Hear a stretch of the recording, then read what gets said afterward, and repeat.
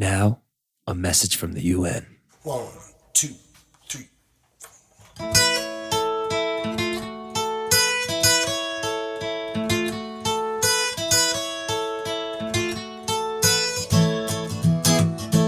I've been working here. Monday it'll be a year. And I can't recall the day when I didn't want to disappear. But I keep showing up, hell bent on growing up, if it takes a lifetime. Well, I'm learning how to be alone, fall asleep with the TV on, and I fight the urge to live inside my telephone. Keep my spirits high, find happiness by and by, if it takes a lifetime. I got too far from a race and I forgot where I come from. And the line between right and wrong is so fine. Well, I thought the highway loved me, but she beat me like a drum. Well, my day will come if it takes a lifetime. Well, my day will come if it takes a lifetime. Yes, it does.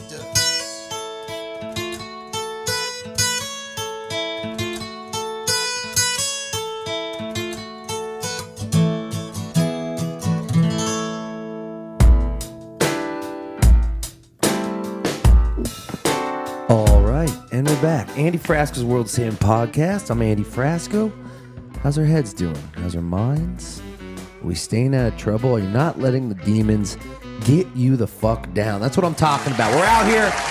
We're out here in these streets saying, "Not today, devil. Not today." I'm backstage at the Variety Playhouse today. I'm on tour with Doom Flamingo. We got Kanika in the building. She's just singing like an angel in the bathroom while she's doing her makeup for the show. We have like 20 minutes before the set. We're running a little late.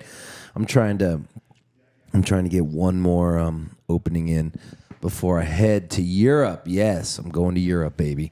The Jew is going to Germany. Let's fucking go. We're back, baby. We're back. I'm not gonna try to get arrested this time. God damn. It still haunts me going to a German jail. I don't know why. Maybe it's just in my blood. Maybe it's just, the past anxiety of the past. But I fucking love Germany. The Germans are so nice. They're sweet people. And it's just such a blast going to Germany and Netherlands. It's going to be so fun. But enough about the tour because we have Doom Flamingo. This tour has been so amazing with these guys. I just, when you find your people, you find your people. You know what I'm saying? I was talking about it last week. I found my people in the comedy group, and I got my people here with my music people. I got Ryan Stasik, I got Ross Bogan, I got fucking Kanika Moore, the best in the business. And when you're surrounded with people that, push you up, inspire you, of course you're going to do your best. That's about life. You got to surround yourself with people who are going to put you in a position to be the most authentic, be the best you can be. So, ladies and gentlemen, I told you this last week. I'll say it again. It's never too late to find your people. If you don't like your homies, get the fuck out of that situation. Say, bye, Felicia. Not today. I'm going to find some people who love me, and we're going to get out there and fuck shit up together. Because life is too short to hang out with people we don't fuck with. Am I right, Kanika? Yeah. Fuck yeah. She's in the bathroom doing her makeup, and I'm just yelling, doing motivational speeches in a basement dressing room in Atlanta. But let me see if Stasik, you there? I guess he's not in there. When Kanika gets out of the bathroom, we'll get her on the show. But yeah, how's everyone doing? I feel fucking great. Band's kicking ass. Hey Kanika, what do you want? Come in here. Come here. Kanika Moore, everyone, ladies and gentlemen. Kanika Moore. Hi, baby. Hey, Queen. Come over here. Come over here. Camera's here today. Oh, it's just going to be all titties. Sit right here. Nothing but do. titties in that video. Hi. Hi. How you doing? I'm good. I always love hanging out with you. Same. How is it? Do you feel okay? I mean, you've been on a fucking tear with the talk band and then this. Like, are you tired? Like, you got to be fucking tired. No, I'm not tired. The problem is it's like having the energy because you know you need to do it, and then Right. getting off of the road and then readjusting to that. That's the worst. Yeah, it's like the in between that I have a problem with. I can give the energy and I can hold it in when I need it to, but like. Is that when somewhere- you're most depressed, when you're off the road? Yeah, because I'm like, now I got to do like normal shit like everybody else does, and I'm like, I really suck at that. We're not born to be to do normal shit. Functioning. I feel like that's like it's harder to be a regular human than to do what we do. You know, like everyone's like, It God, is. it must be so tough, Trav. I'm like, that's where I'm fucking alive. Yeah, You feel that way too? yeah, I do. What's going on in your head? You got what are you doing? We got Atlanta, and then you got Raleigh, and then what? You go back to Doom Tour, or you go back to Talk And Tour? then I go back with talk. Are you making money? Yeah. Let's fucking Damn, go. That's what I'm pretty talking good. about. Let's go, Queen. We out here making that money. Go get them. Yeah, just make sure you don't burn out because I need you around for 80 years. Because if you lose energy, then I'll be like, what the fuck am I gonna do? Because you're the only person. Yeah, I feel I the look same forward way to. about you. Like, I feel if great. you ever tap out of energy, I'm gonna be like, Remember that well, time I almost quit and I talked to you? And Yeah. You told me not to quit. And I said, okay. I actually told you about the benefits of both sides because Yeah. I wanted you to make a decision for yourself. Right. You made a good one. I made a I'm good one. glad We're you're back. Still here. We're back, baby. Let's go. Do you need to get all your gear? Do you need to get set up? I got like 20 minutes. Yeah, go do it. before I'll it's talk. time for Yeah, me go to- set up. Go that way so no one watches you change. Okay, and I won't look either. I know there's a mirror there, but I won't look.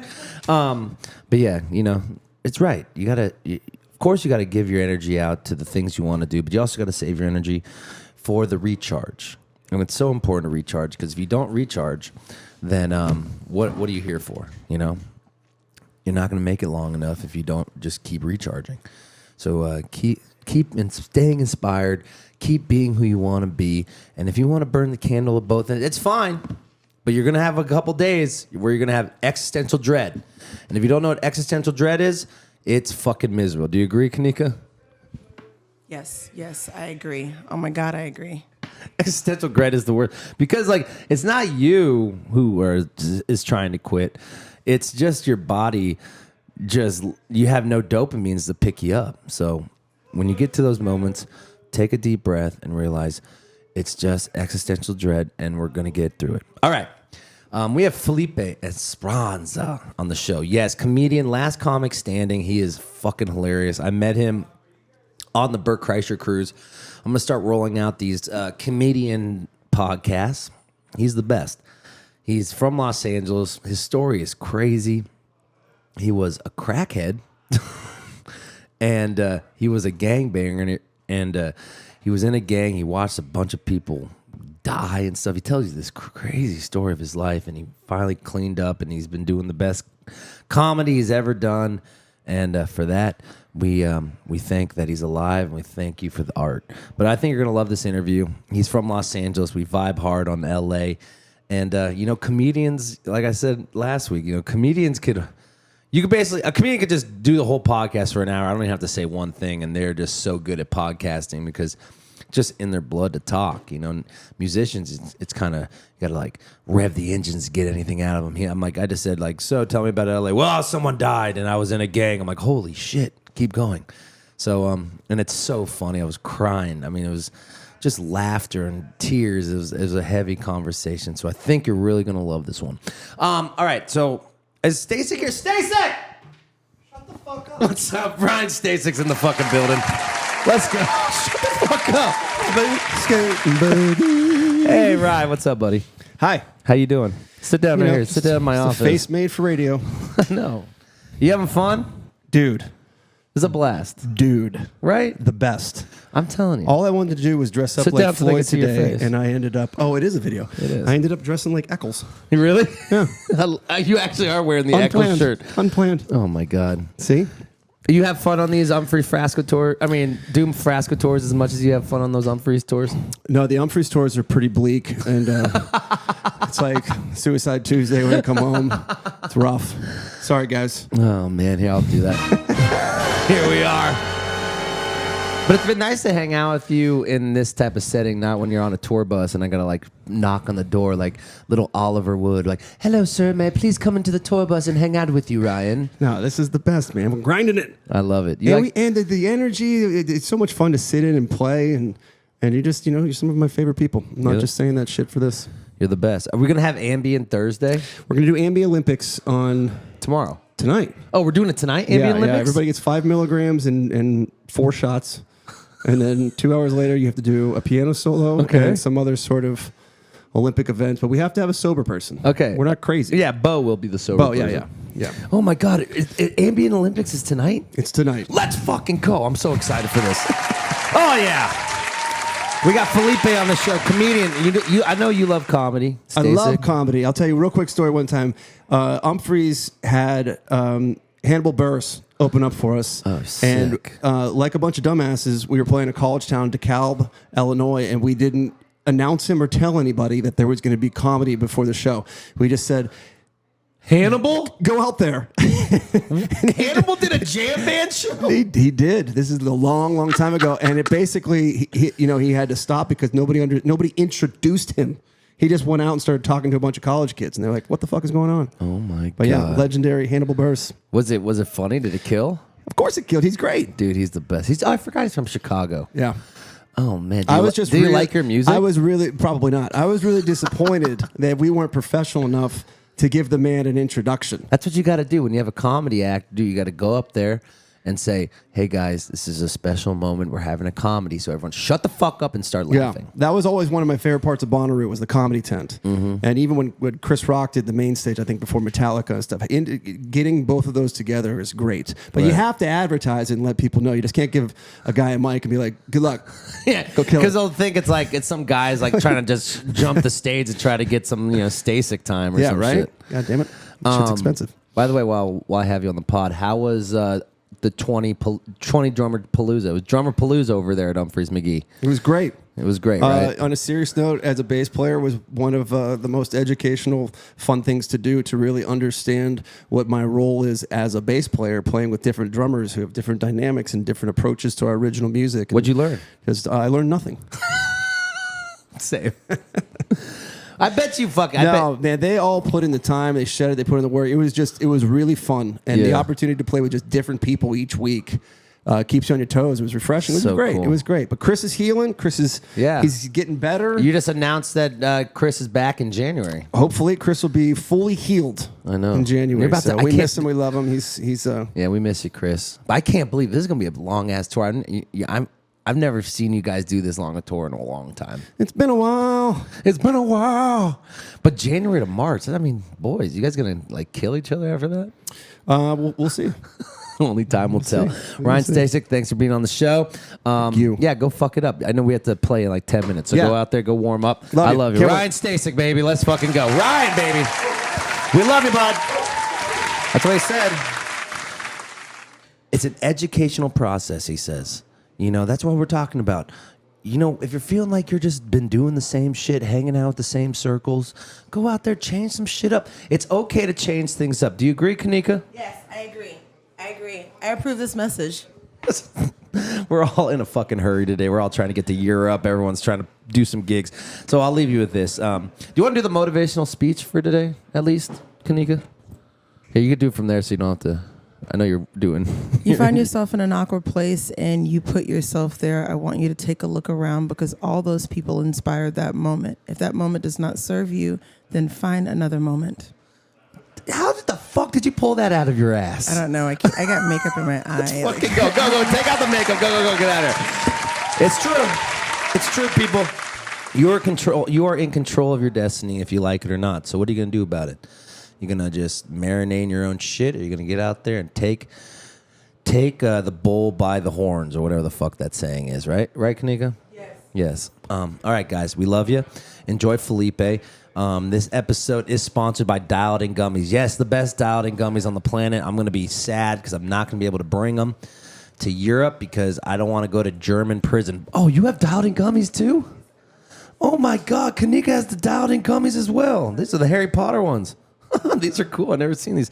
Dialed In Gummies. The best, honestly, if you're in the Denver area or Colorado area. the mountains are getting a shit ton of snow. So if you're going out to the mountains, go grab yourself some dialed in gummies. They're awesome. They taste great. They're homogenized. So they're right. They're good, right? Yes. Even Kanika loves them. And I never see you smoke weed, actually. So this is nice that you're eating weed. That's good. Saving your voice, too. She's helping her voice out by eating gummies instead of smoking them. Actually, that sounded very vulgar. I apologize about that. But you know what I'm saying. Go grab yourself some dialed-in gummies. And if you want to watch us frantically do a podcast opening while trying to get ready for our show that's going to happen in about 7 minutes, head to volume.com. Volume.com is the best live streaming service in the business. If you're a content creator, might as well get your stuff on volume.com. It only helps people. I'm telling you, there's too many things getting uploaded on YouTube. There's too many things getting uploaded everywhere else. You might as well get on a new site that has new followers every day. I just got the numbers that our podcast is bringing tens of thousands of people to volume.com, which is fucking awesome. The podcast is blowing up. We love it. We love to see it. Let's keep it moving, people. Let's keep it moving. So head to volume.com. If you're a content creator, put your stuff on volume.com. They have the best team in the business. And if you're just a fan and you just want to watch archived live footage, or our whole podcast is archived on volume.com. If you want to backlog some podcasts and watch everyone get into the mode, watch Nick's face look the fucking same when he's sad and happy and lonely, just the same fucking, hello, I'm happy, I'm sad, yeah. Then head to volume.com. All right, guys. Enjoy Felipe. This interview is amazing. He's the man. So funny, so real. And I just understood he from Mexico.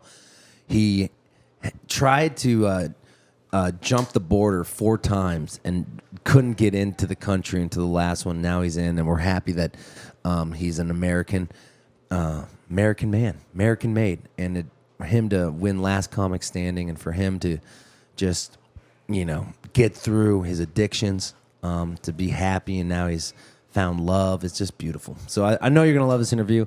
And all right, guys, I'm on my way to Europe. The next interview you'll hear, I'm going to be in Florence. I changed it. I'm not going to Japan anymore. I'm going to Florence.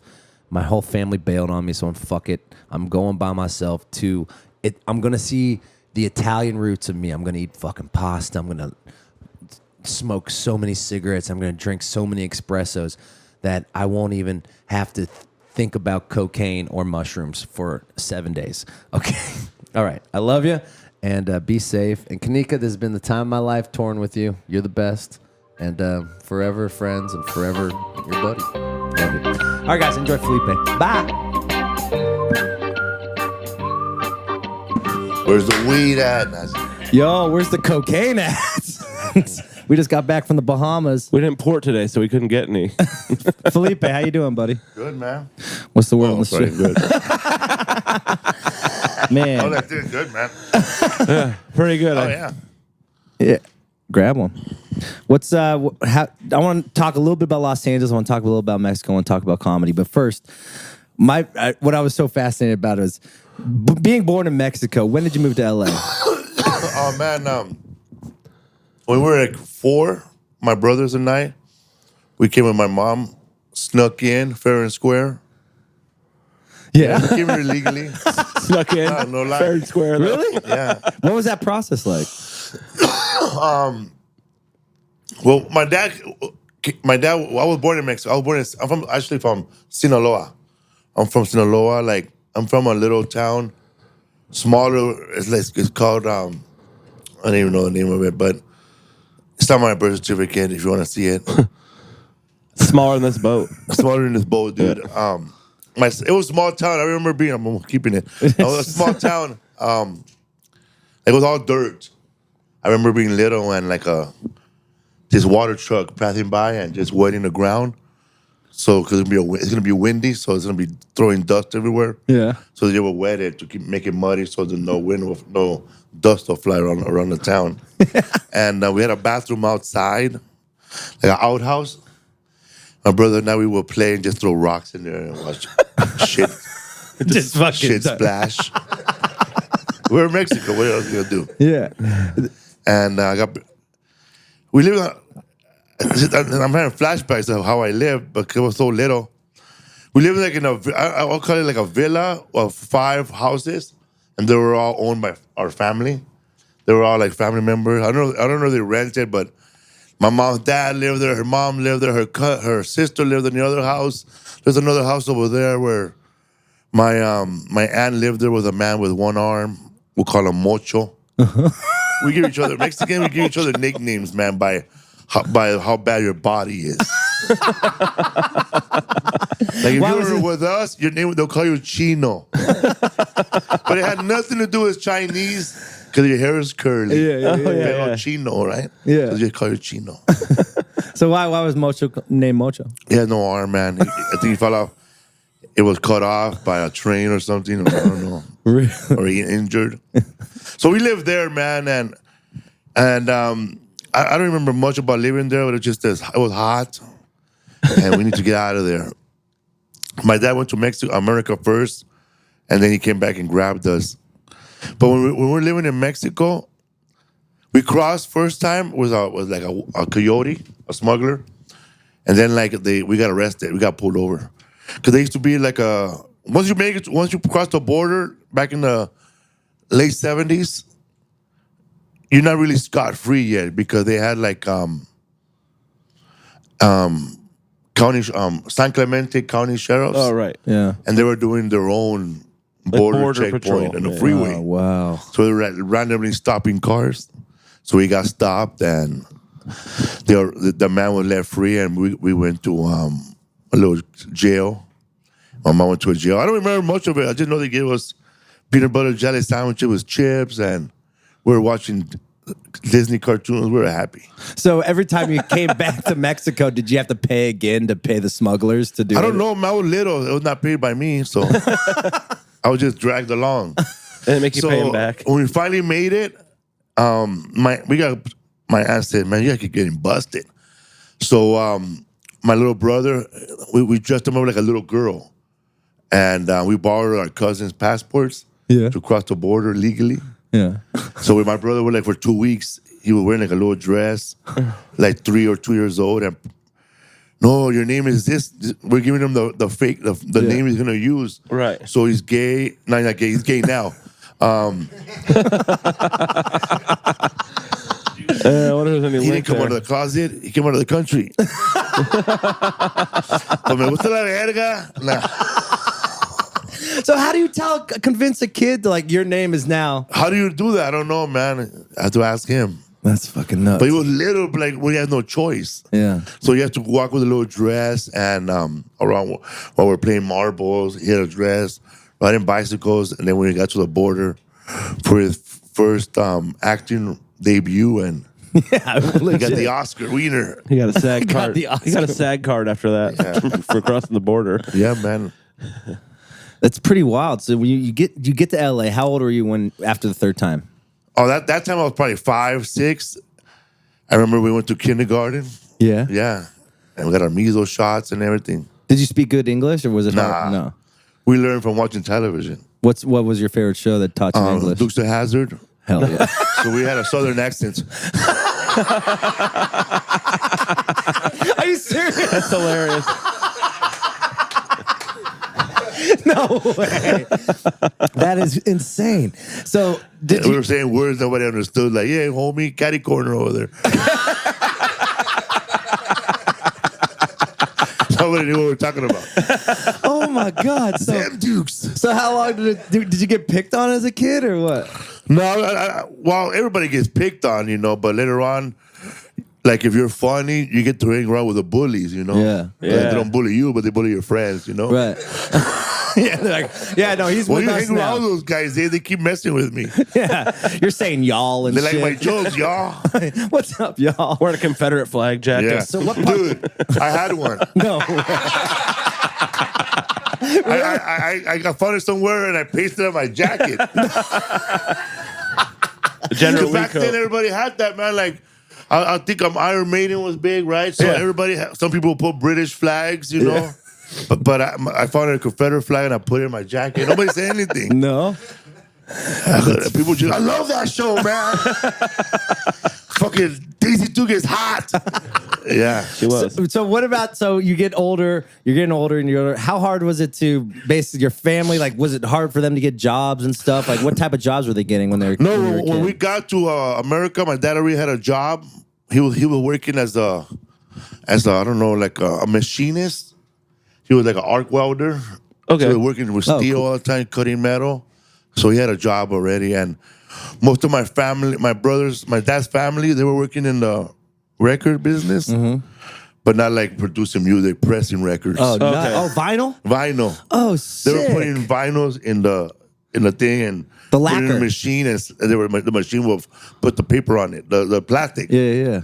Yeah, so I don't know where they work for Warner Brothers, but they work for a place where they pressed records and put them in.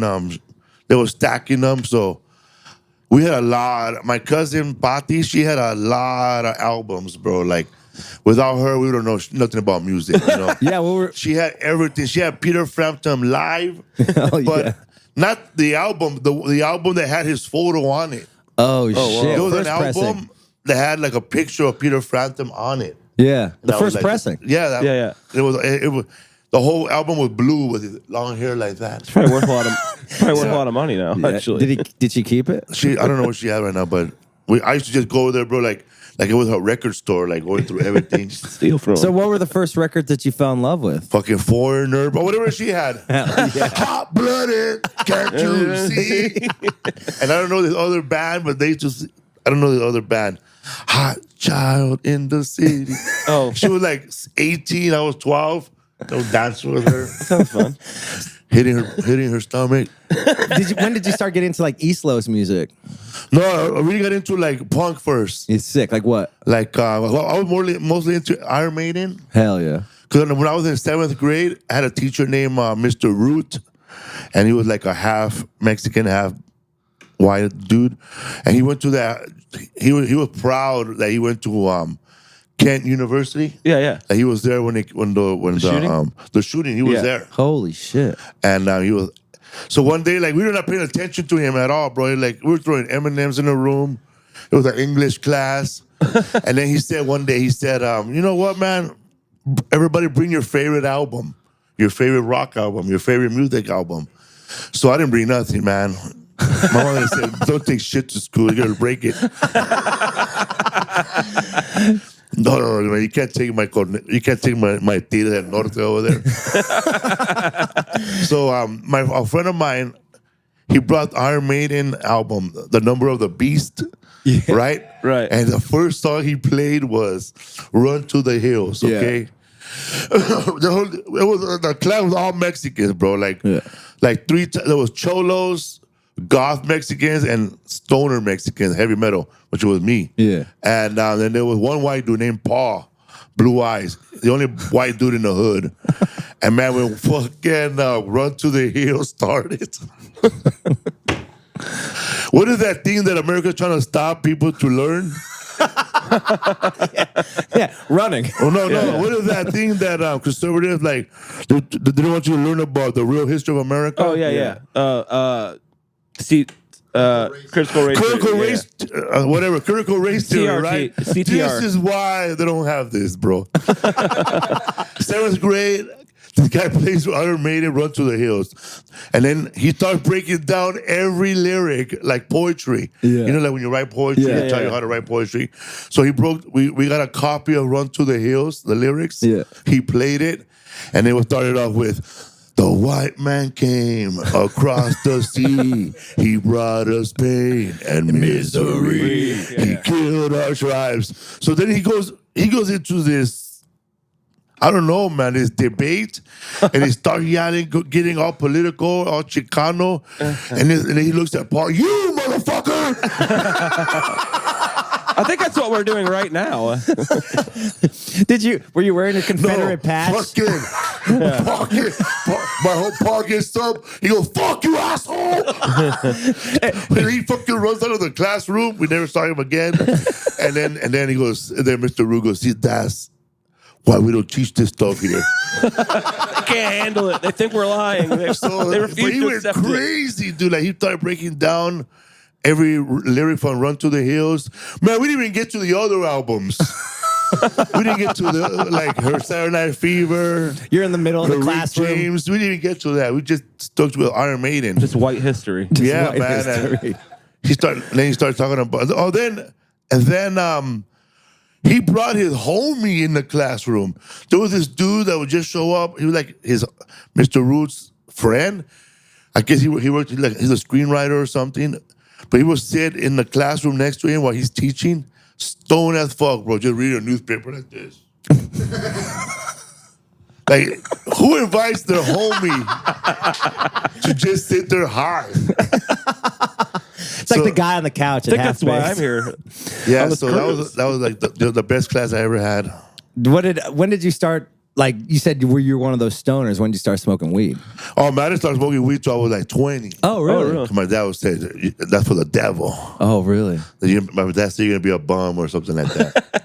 But you were in a gang? When were you in a gang? I got everything started when I was 20, bro. I was a late shit. bloomer, bro. It was a good year So, like, for what you. happened? Why did you decide to join a gang when you were 20? Oh, I was hanging around with these guys. Well, I got my girlfriend pregnant like in 11th grade or something, and So you're fucking. That was your. yeah, that was your man. drug. Yeah. I was fucking, bro, with no condom, and Yeah. I had no skills, bro. I was just coming. I was having sex where I came, bro. No, like I wasn't bringing my shoulders in like I do now. I wasn't leaning on stuff. Just straight I coming. was gravity.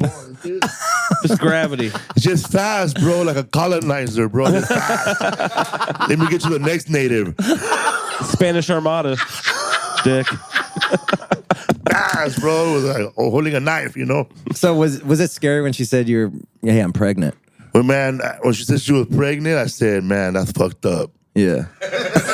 All right, I got to tip out. She said, why is it fucked up that you're gonna raise this baby by yourself?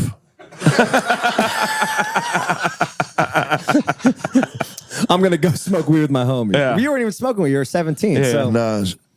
But when she got pregnant, I was like, fuck, man. Like I was trying to save up money for an abortion because they were like 100 and something back then. yeah.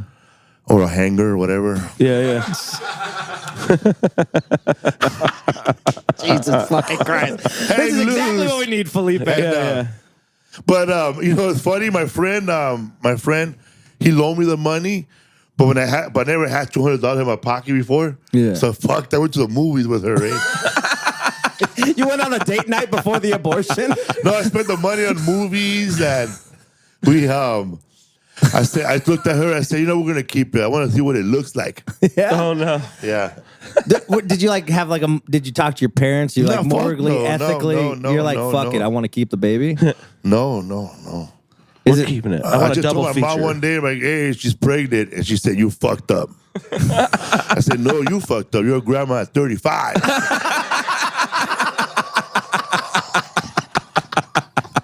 Oh my God. That's so good. That's part of my bed, but that's what I felt like telling her. But I know, but that's what the parents are thinking. They're not thinking about you getting pregnant. They're thinking about you made me a grandma, motherfucker. Yeah. Or they're thinking like, you're going to make me support this baby because Right. you can't Oh, well, afford she to is. support this baby. Free dream came true. babysitting. Yeah. That was a part of people who I gotta ask my mom to babysit. Yeah. You don't ask. Yeah. You just show up with your kids, and then when they're fucking eating, you fucking dip, bro. Yeah. You got this, Mom? All right, cool. I'm going to go hang out You with leave the your cell homies. phone there and everything. Yeah. And then she's trying to call you. I'm like, oh, I forgot my cell phone too.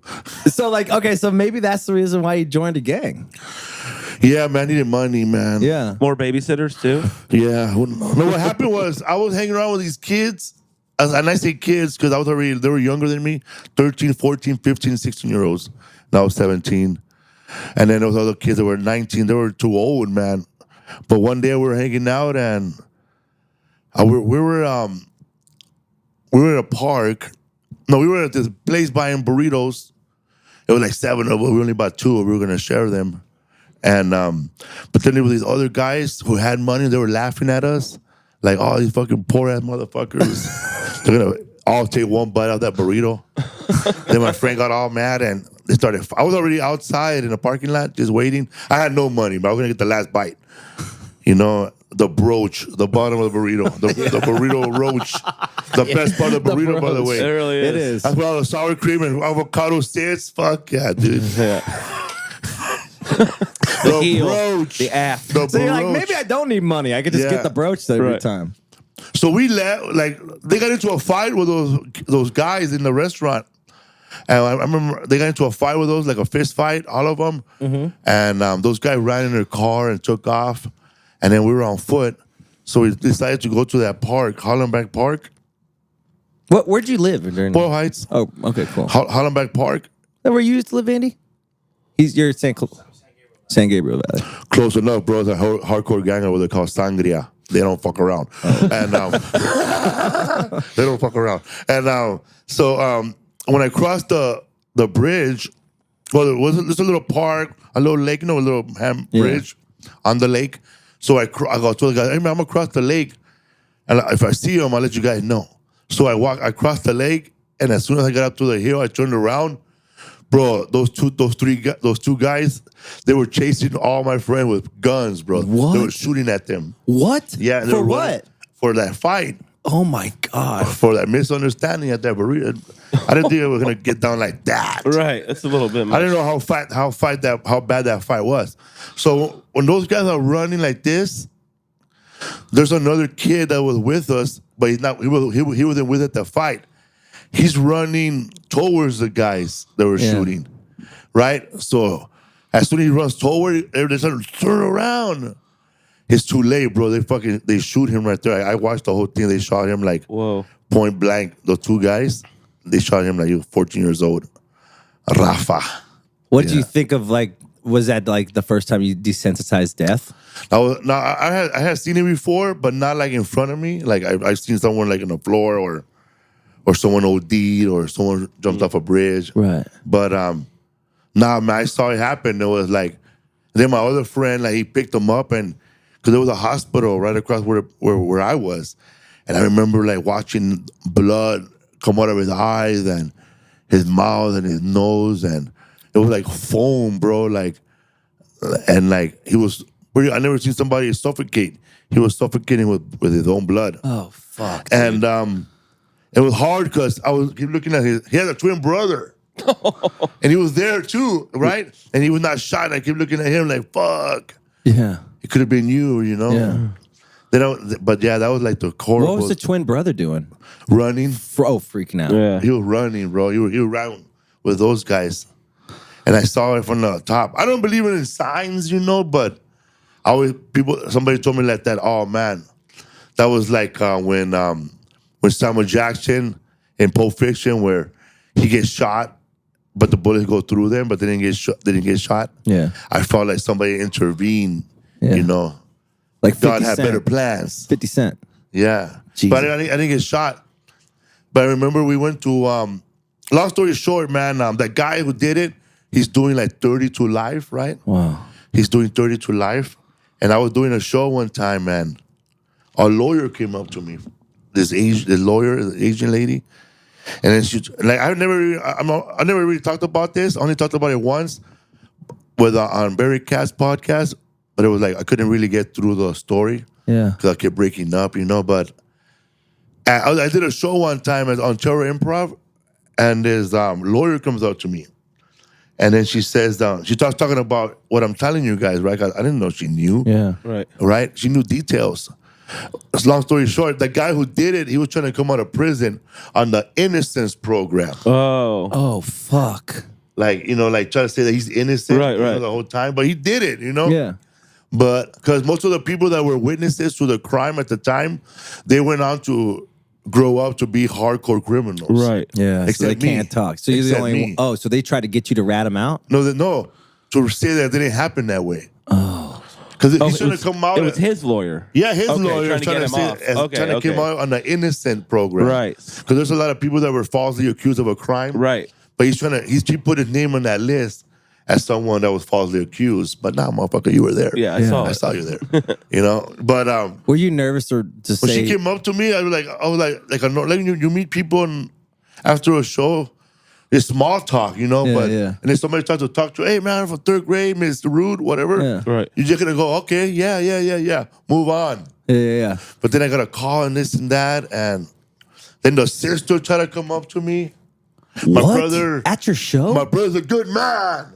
What the Like fuck? he's a good man. I don't know about that. You know, he's changed his life. He's Christian now. Oh. Yeah, but in my head, I just see a 14-year-old guy dying. Yeah. That's the only memory I have. I don't give a fuck if you fucking cured AIDS. Right. Exactly. You killed a child. Yeah. Right. So did you say no? He's That's I sent him a letter. I said that that I've been that day has been in trouble my whole life. That was the reason I smoked crack. You know, use all that. It was true. It's true. That's the reason why you started getting into drugs. There's no PTSD. There's no when you grew up in the neighborhood or like even the school shootings, they barely got classes to deal with this Or therapy or anything. or therapy. Like There that. was none of that when we were kids. Yeah, bro. right. There was none of Right. that. You just tell you Suppress. buckle up. Yeah. Yes. Therapy's like 8 years old. Yeah. For And kids. like a joke I have, I say that like if somebody would have talked to me back then and like dealt with it, you know, hey man, but I never dealt with it. So just like shocked, you know. Holy shit, dude. But I think about it sometimes, like fuck. So he didn't get out then. Nah, he didn't get out. Good. We were all witnesses though. We were all witnesses to the crime. We all got arrested that day. Do you think that's why you got into comedy to desensitize I how think hard so. life is? But I always wanted to be a comedian, man. I went to rehab. After a year later, man, I was cracked out. Like, Were you selling crack too? yeah, bro, selling and smoking it, breaking even. Wow. Yeah, man. I live in a neighborhood where it was like the hottest. Like, if you wanted back in the days in the 80s, late 80s, Thai bud. Yeah. Like Thai stick. Yeah. Real Thai stick. Right. Not that fake one. Like, you bought in my neighborhood. Yeah. Wow. My neighborhood was called Thailand. But nobody's from Thailand, Thailand, bro. Yeah. And later on, it became just crack land. But it was before that. It was So people would drive by, bro. Asians, everybody, Thai bud, and they get a little stick of bud. So when is that kind of the reason why you joined a gang to like kind of like get free crack and sell it and just have a community with I had you no to choice. be okay? I wanted to, but I really had no choice. There was my neighborhood and the neighborhood that I like. There was gangs, but they belonged to somehow you belong to the bigger gang. Like there was a gang called Pico Stoners, right? Mm-hmm. And that gang, it was just a bunch of guys playing football with football jerseys, and they just wrote Stoners 13, you know. But they played football against other guys that were into heavy metal. But those guys, there was a bigger gang in my neighborhood called Cuatro Flats, 4th Street Flats, and then Pimenta Flats, Torrance, Tortilla Flats. And those guys ended up being from that gang later on, you know? Yeah. And the gang that I was in, the biggest gang around this gang was with me, was all Crips. 1st Street, East Coast Crips. Whoa. Because Boyle Heights was covered with black people, man, before shit went down. So our gang was connected to them, you know? Yeah. So everybody thought we were like a gang that's trying to be black. Oh, okay, You know? okay. They used to make fun of us, like the Mexican Crips. They thought you were Yeah. under the Crip umbrella, Yeah. but you weren't under the Crip But we umbrella. were not. But they were. That was the thing, man. We had that stigma. Yeah. But did you feel like you liked it because it was a form of community? So this is what happened, bro. When I got jumped in, I was already 19, which is old man in the neighborhood, right? Right. So they were going around looking for, I don't know, deserters, right? Right. People who don't hang out with the gang, but they're part of the gang. Okay, yeah. So we went looking for them, and hey, man, we haven't seen you in 3 months, Right. or 4 months, and then AWOL. we give them. It's like, so we're gonna have to take you to court. So we just jump him, bro. Holy You just get beat up if you don't show up for 6 weeks. Beat them basically. up to put them back in line. Yeah. Let them know that you're still from the hood, and then while they're getting jumped, and if they want to get jumped out, it just becomes a longer beating. Yeah. Yeah. Holy shit. So they're like, oh, I'm still in, just to get. Oh, for because us they to didn't want stop. the beating to keep going. They're like, fine, I'll stay. So did you have to get jumped out? I was part of that beating, I had an even though I was ex-girlfriend not like in the that. gang. Oh shit! I was beating all those guys up, even though I wasn't part of the gang. Wow. So one day, the same night, some guy looks around and goes, so what's up, Batman? You want to get jumped in now? You've been coming to meetings for a while now. So It's time to make a I thought it was decision. like being part of the band, but you're not really part of the band. Yeah. But you say you're part of the band. He's like the side guy. yeah, a poser, eh? Yeah. So I said, yeah, man, I'm down. Then they just jumped me, and that was it. So what about jumping out? Was that how hard did you get your ass kicked, man? Oh man, I never got jumped out. No. Oh. You just kind of left. Yeah. Yeah. But I still hang around with them. I still respect them, and I see them. Yeah. They come to my shows. That's I remember awesome. one time there was a table like this table, and I'm like, wow, it's a big table. Oh, Felipe, those are your friends, really? And I looked at the I guess reserved for, and they had the gang name. Whoa. Oh shit. That's fucking official. Yes, that is definitely reserved. No, those seats are taken. So So I went to I got hooked on crack during those times, and did you ever overdose? nah, man. I guess it was never that good. Couldn't get good enough Cause that's what it drugs. is, man. When somebody ODs next to you, like if you're already partying, you try to find out where he got it from because you want to be like that. Yeah, right. really? Is it like that? Yeah, heroin. Because yeah. it's good. If it's good, like somebody ODs on the heroin, you know that it's really good. Right. So you cut it up smaller now. Oh, so you wow. won't end up dead like him. What about fucking on heroin? Like, is that good? Well, I don't know, man. I never only did heroin in Amsterdam, Yeah. and I smoked it. You smoked it. Like opium or is No, it like actual? a aluminum foil straw. Oh fuck. Yeah. Like the crack version of heroin. Yeah, basically. man. What'd that feel like? I don't really know because I was on crack too, so I just know that I peed out of my ass immediately. Like it was like a painful Yeah. water shit, man. It was like Amsterdam. When did got home hooked, bro. They're gonna clip this How out. did you not do it more than once? If like, isn't it pretty addictive? 'Cause I Heroin? was drunk. Every drug I've done it drunk. Oh, okay. I've never been like sober going, man, you know what? Today I'm gonna smoke crack. Yeah. Right. Is there any drugs you still think about as being a sober man now? Crack. Yeah, you love crack. Yeah. What do you? What's Like when I see like a copper, I pass by the store and I see the Brillo pad, Oh yeah. I start playing, trying to make a little ball. Really? Bro, I remember one. I was in Texas, Houston, Texas. You know they give the artists a hotel for the every artist stays at this hotel because they have a contract. I made them lose the contract, bro. So the next What happened? What'd you do? I was staying at a hotel that had a jacuzzi with a suite, and I was jumping from the bed to the jacuzzi over and over, you know, and the floor was soaked, and I was partying, man, from the moment I got there. Yeah. I got there on Thursday.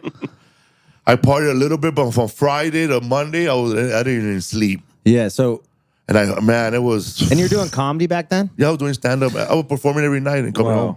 Damn, you're like the Mexican Sam Kinison. Dude. Yeah, man. I remember my nose was all like, one of my nose was bleeding, you know. On And it stage? was- no, we were hanging out in a hotel room, and there was no more. I was like, "Fuck, this. How are we gonna do this?" You know, how are we gonna get more high? Because my nose can't take it anymore. Right. Yeah. What I should have done was, I should have just put the Coke in a little bit of water, you know, Yeah. It's like a Yep. squirt, like a Yeah. water gun. Saline. That's the Yeah. new thing now. Everybody's doing it with the nasal sprays. Yeah. When was the first time you were starting to make people laugh? Always your whole life you've been making people Always, laugh? when I was a kid, I guess the teacher asked, "Why is Iran and Iraq fighting?" And I yelled at my hand, "Because they can't decide how to end the word." Fuck you, it's a Q. No, it's N. pretty good joke for a 12-year-old. And he The got kicked teacher out. laughed and she couldn't give the real answer no more. What was harder to make people laugh? People in your gang or white people? I think people in the gang, Yeah. yeah. Why? Because, some of those fools don't want to laugh, Yeah, they don't want to laugh. They think it's a sign of weakness. Really? Wow. So they're definitely not crying. Yeah. So I see a fool with a mustache, like this.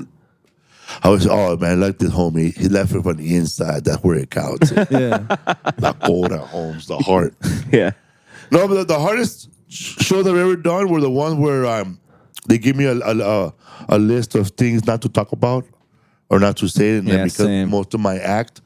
I think that the hardest show I ever did was I did a show for the Sam Walmart employees. Oh, yeah, Sam Walton. Yeah. Oh, in Arkansas? Yes. Fayetteville? In Fayetteville? Benin. Oh, yeah. We play there all the time. Bentonville. Yeah. Bentonville, yeah. I did one for the West Coast Latin region managers. So the whole show was all Latinos, manager from Right. Tulare, from Texas, from South Padre, Walmart, Right. all these guys. Yeah. And I couldn't say shit, dick, pussy, ass, bitch, none of that shit. They're like, why'd you hire me? And that was like the most I ever got, man. I felt like a sellout. But those people, like, it's funny how they tell you not to be clean, but then they wonder why you're so clean. Right. Yeah. Because they told me to be clean. Your boss told me. Because I have a joke where I say, it's time to lose weight when the girl starts sucking your tits. So I said, man, I knew it was time to lose weight when me and this girl were kissing and she was playing with she was squeezing my boobs. Yeah. Squeezing. Oh, wow. It does take some of the bite out of the joke, doesn't Yeah, how do you Yeah. approach? Yeah, so like so you're like, all right, they give you this guidelines. How do you approach the jokes Like that. It's like that? So you read every joke in your head and say, all right, how do we just clean changed them up? Like I try not before all of my jokes were about fat chicks, and people get offended. Yeah. So now we're just turning it to me. Right. Now you're the fat chick. I said, yeah, man. The other night, I opened up my pants and then opened up like a life raft. Because normally the joke is, I went home with this girl, man. She opened up her butt, and that bitch opened up a life raft. Yeah. You ever get caught with crack? No, man, never been arrested for anything like that. Never Really? been arrested because I smoke it all, dude. Yeah. But like, how do you to bring have it? some How do you bring still. it like to Texas and I don't Arkansas? take that. I never traveled. No, you with try to crack. get it. I never traveled with. You can find it. I never traveled with drugs because I look like somebody that already has it. Yeah. Oh, because you've been touring. Yeah, so I look like somebody with like so they're looking for drugs. Like if they see dogs, people start going, oh, they're gonna get him. They're gonna get me. Yeah. How'd you? It must have been tough to like, it's like you were like, this is a great joke, and your friends in the gangs were like, yeah, they're trying not to laugh, and like, how'd you approach your self confidence in comedy when people aren't laughing at your jokes? Oh man, first I'll just stay sad up there. Yeah. You don't know what to do, man. You just stay quiet. Your mouth gets dry, and Yeah. you start feeling hair on your back. Yeah. You start thinking, man. I did a documentary just on bombing, like not getting laughs. Really? Damn. It's called "Dying Up Here" or Oh, yeah, I'm yeah, Dying.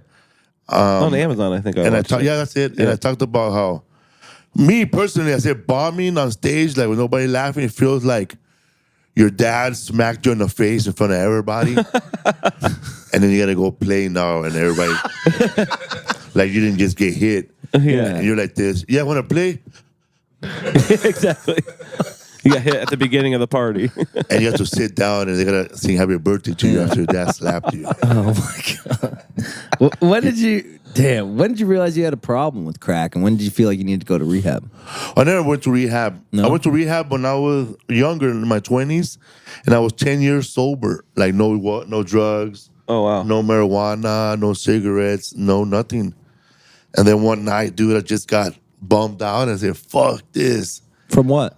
I don't know, just wanted to drink. I went to the store. We've all been bought some there. Frozen mudslides, bro. I started pounding them, and next thing you know, I'm back to being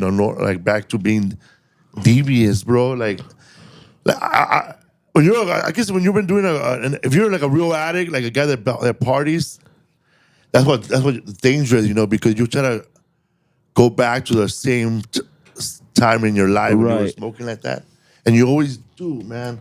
I remember like And Ralphie May, this comedian, will make fun of me because I thought it was going to be a secret, but I guess everybody found out. When I was in Texas, I called up room service, and I asked for a baking soda and a big-ass spoon. Are you serious? Holy shit. Did they give it to They you? brought it. Oh my god! I'm making muffins. What? You asked? Was it a nice hotel? No, it was like a Residence Inn, Addison. I like that they had it. It's probably theirs. And It's then already half used. And then it took 2 people to bring it in. Wow. The guy gave me like a baking soda from the kitchen, and he gave me like a nice fat spoon. That's so funny. And he has security with him. I said, how come you brought him? Oh, man. This fool didn't believe me you ordered this. He wanted to see how you look.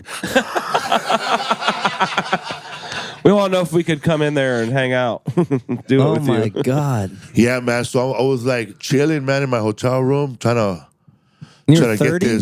this powder and it's cracked. Trying to make crack in my hotel room before the show or after the show. How do you make crack? I don't know. Well, if you want to learn, I said, You got the internet? just get powder and throw a little bit of water in it. And there's usually enough baking soda because of whatever cut that person made. Right. But if you burn it like this, you start foaming it and you start seeing it, bro. Like it don't turn right away. There's other stuff you gotta do, but because I used to smoke with this guy that was like, I think he was a crack scientist, bro. Really? Like he would get these big rocks and like big crack. He goes, man, we got big ass crack. Oh man, fuck that shit. These shits are weak. So he would like put the crack in the spoon with a little bit of water and burn all the bad shit out of it. Oh, right. And then it'll just become one little tiny rock. Like washes it out. Yeah, and then that little rock is good. What's the why does baking soda like? It just puts it together. Right. Okay, and then you could smoke it. It's a bonding agent, basically. You never smoked it? I've smoked coke in a cigarette. Freebase. Oh, that's a good. A freebase. That was Primo. That was pretty tight, actually. But I didn't know that I'd like this too much. I had to stop completely. Yeah, that's why I stopped, man. The second time I quit doing drugs was for 2009. Right. 2009. I've been sober since 2009. That's awesome, No man. alcohol. That's fucking good. I'll clap to that. Yeah, man. Oh, baby. Clapping sound right That's why I've been sober ever since, Meg. But you know, like, and I'm vegan too, so that's another battle. Especially in the ship, eh? Oh my god! How do you eat on this fucking Yeah, I was cruise? gonna dude? I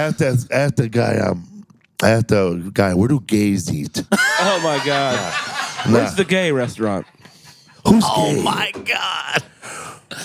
Where do you send the people with the nicer toes to eat here? Yeah, right. Oh my god! The shortest shorts on the ship. What There's like restaurant are 3 they gay going guys to? on the Bert Where have you Kreischer I know. sent people to eat who don't have M16 t-shirts? Right, Yeah. right. You know, so It's sad at the hotel, man. You know, it's sad. I saw a couple here, man. Like, they've been trying to swing all week, bro. Really? yeah, they fuck. Yeah, no, they can't find another couple. They're too ugly, bro. I saw that our friend, everyone keeps thinking she's Carter Cruz, you know? Yeah, Yeah. Working here. She said a couple hit her up thinking she was Carter, trying to get him to have a 3-way with her up in her room. She's Oh like, my sorry, you got the God. wrong girl. There's been like 7 girls who look like Carter and that Yeah. girl you're talking about. Exactly. Yeah. Yeah, because the other comedian looks like her too. Oh, yeah. yeah, Catherine. Catherine. Yeah. Yeah, because I think somebody was taking a picture with the girl you're taking Yeah, with, thinking it was Carter. Yeah, for sure. That's where she wore that. She wore Yeah, that. exactly. That was her costume yesterday. She had a T-shirt. Oh man. Well, I got 2 more What questions. happened though? When I was in rehab, Yeah. the first time, is when I really quit using and I wanted to be a comedian. They used to be, you know how Nacho Libre, he's not a priest, but he's a brother. He's Right. like a Catholic brother. He's sworn to the church. He'll never get, that kind of person will never get married, or he just devoted for servitude for the Catholic Church. Right. He can never be a priest because of his education or something, Yeah, yeah. you know. Maybe he had a wife. And go to But seminary. he's just going to be like a messenger boy. So when a priest, if you're a household, like you have money, if you need help, the main priest will go to your house. But if you're poor or you don't have no money, they'll send like a brother Juan, Yeah. brother Jacob. So brother this guy, Tim, he came to our camp, and he was talking to other men. You know, our rehab was non-denomination, live again. Every Sunday, everybody went to different churches. Yeah. You know, so he said, I want you guys to write down 5 things you always wanted to accomplish in life, or 5 things you want to do in the future when you get out of here. So a lot of the guys and myself, we never been asked this question before. So we're writing down like, you know, like some of these guys were in their 50s who never been asked it. They were writing stuff like when they were little. I always wanted to be a clown, you know, I always wanted to be Spider-Man, or I want to be this. And then she said, no, don't write like when you were 8, just write what you want to do in the future. So people were writing down different things. So I wrote down first thing I wanted to do. I said I want to be a comedian. Really? Yeah. And then second, I said I just want to be sober. Third, happy. And then fourth, I like The Godfather, man, and Goodfellas. Yeah. So I stay out in Olive Garden. So I want to go to Italy.